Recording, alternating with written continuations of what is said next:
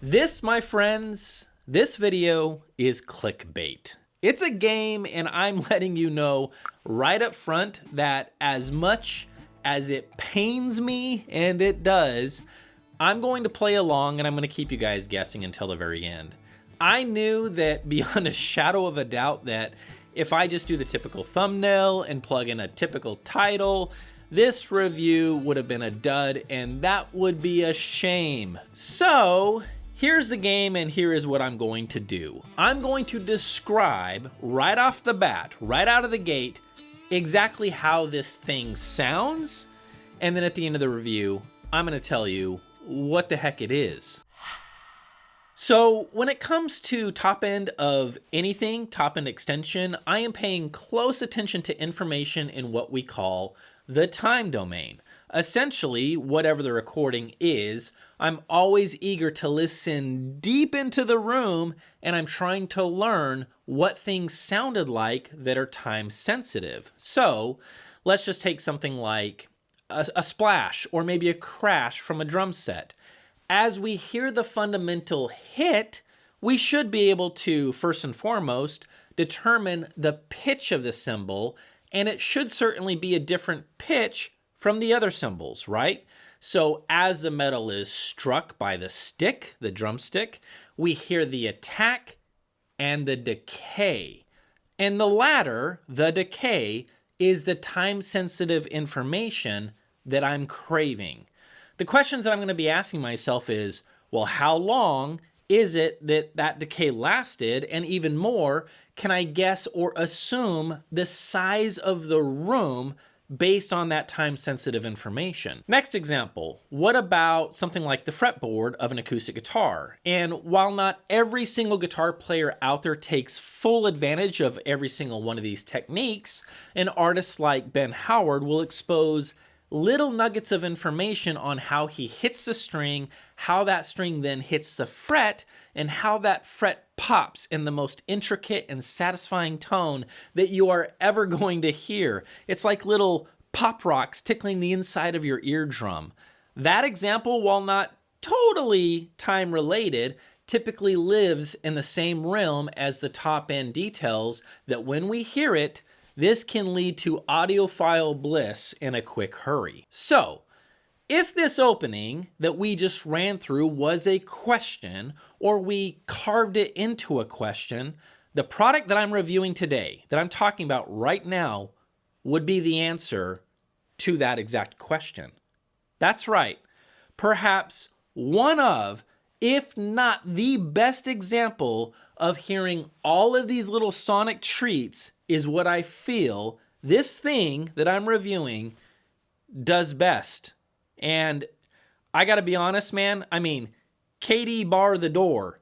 It does it like nothing that I have heard in a very, very long time.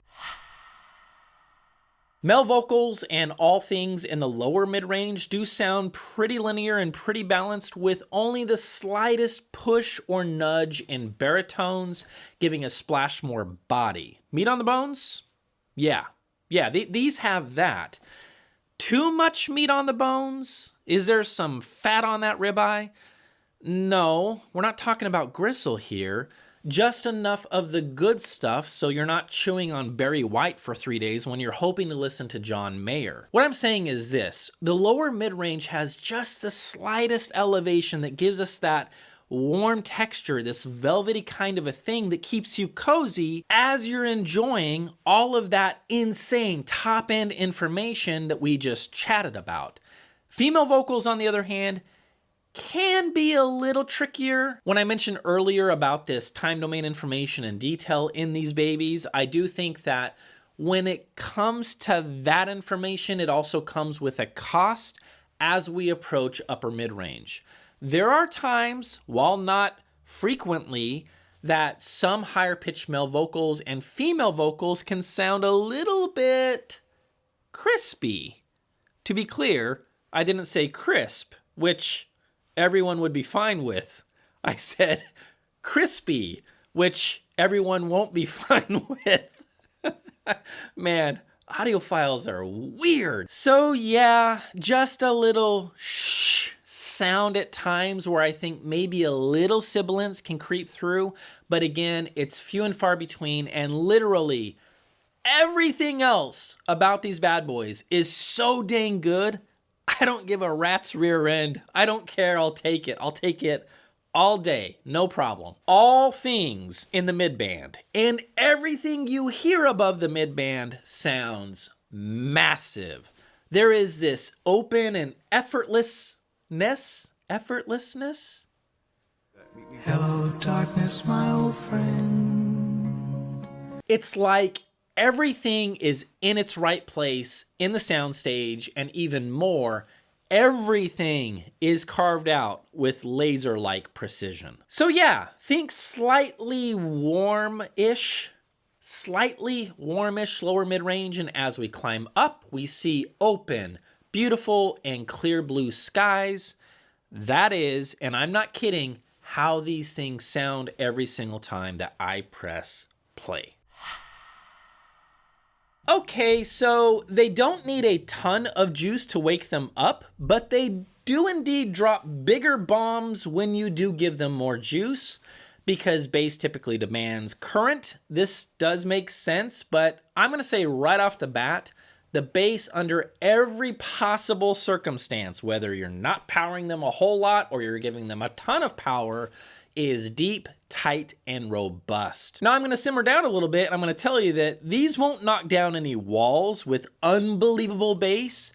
It's the, you know what? You guessed it. It's the texture and tone that I admire the most with these. Mid bass and bass is both excellent, and being able to hear all the nuances of an upright bass or an electric bass or keys or anything digging down deep is not a problem, and it all sounds natural and real. So, obviously this was a quick rundown and one of the weirdest reviews that I've ever done, but there it is.